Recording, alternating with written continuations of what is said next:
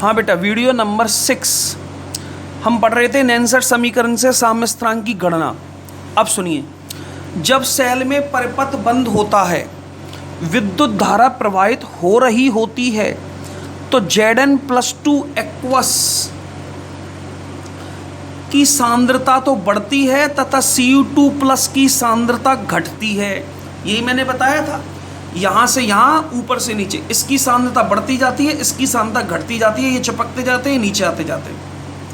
कुछ समय पश्चात Zn2+ विलयन और Cu2+ विलयन की सांद्रताएं बराबर हो जाती हैं, स्थिर हो जाती हैं, अर्थात साम्य अवस्था स्थापित हो जाती है और इस स्थिति में वोल्ट मीटर में शून्य पाठांक आता है, अर्थात अभिक्रिया रुक जाती है, यानी ई सेल की वैल्यू 0.0 वोल्ट हमें प्राप्त होती है साम्य अवस्था की स्थिति में। ठीक है, तो नेंसर समीकरण से मुझे केसी की गणना करनी है। मेरी हेडिंग देख लो, केसी साम्य स्थिरांक की गणना कर रहा हूँ नेंसर समीकरण से। नेंसर समीकरण है E cell equal to E naught cell minus 0.0591 upon log के।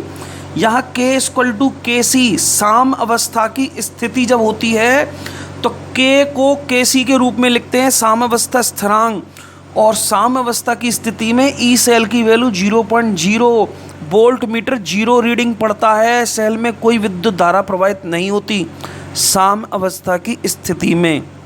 अब इसकी वैल्यू मैंने यहाँ रख दी, 0 रख दी मैंने, इसकी वैल्यू आपके सामने देखिए।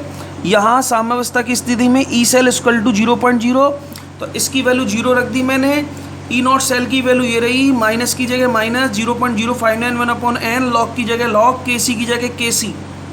ठीक है, अब ये 0 बराबर, इसको मैं बाहर निकाल लाया, ये बाहर आ गया, ये माइनस की जगह प्लस हो गया। E naught cell equal to 0.0591 upon n, minus की जगह प्लस हो गया, ये बाहर आ गया। लॉग के सी हमें गणना करनी है, लॉग के सी की, के सी का मान निकालना है, तो लॉग के सी इक्वल टू, इसको इससे गुना करा, इसका भाग दे दिया, E naught cell upon into n 0.059 का भाग दिया, लॉग के सी इक्वल टू, मुझे के सी की गणना करनी है, तो K C equal to anti log, log का उल्टा एंटी लॉग, के सी निकालना था, ये गुना थे, तो K C equal to anti log E naught cell into n upon 0.0591। ये मेरा मेन सूत्र है, के सी की गणना करने का मेन सूत्र ये रहा। तो K C equal to anti log E naught cell into n upon 0.0591। आपसे डायरेक्ट सूत्र पूछेगा तो ये लिखना है।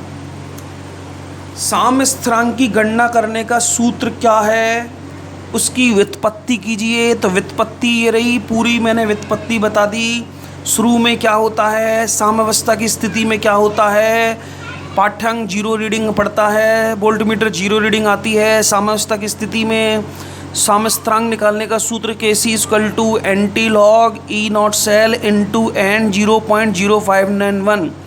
हमेशा याद रखना, मेरी बात को ध्यान से सुन लो, हमेशा याद रखना, ई नॉट सेल की वैल्यू हमेशा क्वेश्चन में गिवन होगी।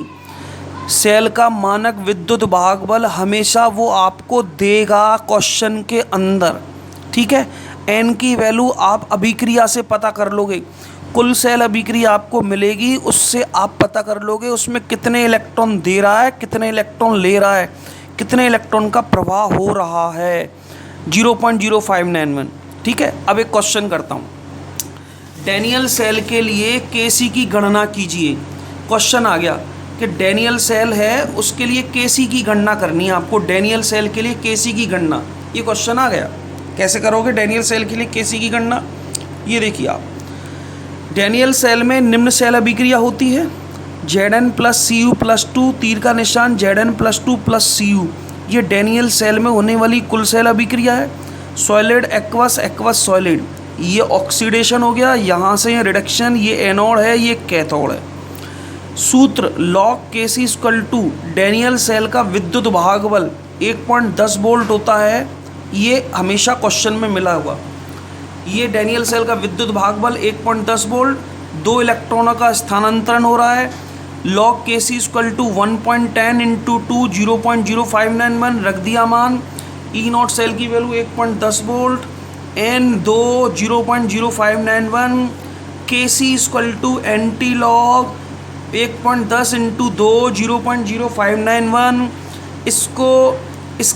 इसको सॉल्व कर लिया पूरी value, K C equal to anti log, इसको गुना करके इसका भाग देने पर 37.288 आया। इसका एंटी लॉग ले लिया। एंटी लॉग लेने की आपको कोई ज़रूरत नहीं है, एक टेबल आती है, जैसे लॉग की टेबल आती है ऐसी एंटी लॉग की टेबल आती है, उस सारणी में इसका मान देखना होता है। आप इसको यहाँ तक छोड़ाओगे तो भी आपका आंसर सही है। यहाँ तक छोड़ाओ एंटी लॉग 37.288 लिखकर, बिल्कुल करेक्ट पूरे नंबर मिलेंगे, ठीक है। और इसको सॉल्व करने के बाद वैसे आंसर आता है 2 इंटू 10 की घात 37, 298 केल्विन टेम्परेचर पर ये साम्यवस्थानांक का मान आपके सामने आया है, ये साम्यावस्था की स्थिति में, ठीक है। तो ये मैंने डैनियल सेल के लिए केसी की गणना आपको बता दी, एक सवाल आपको करा दिया, ठीक है, डैनियल सेल के लिए। कोई डाउट किसी को? नेल्सन समीकरण से साम्यवस्थानांक की गणना क्लियर। अब एक क्वेश्चन है, देखिए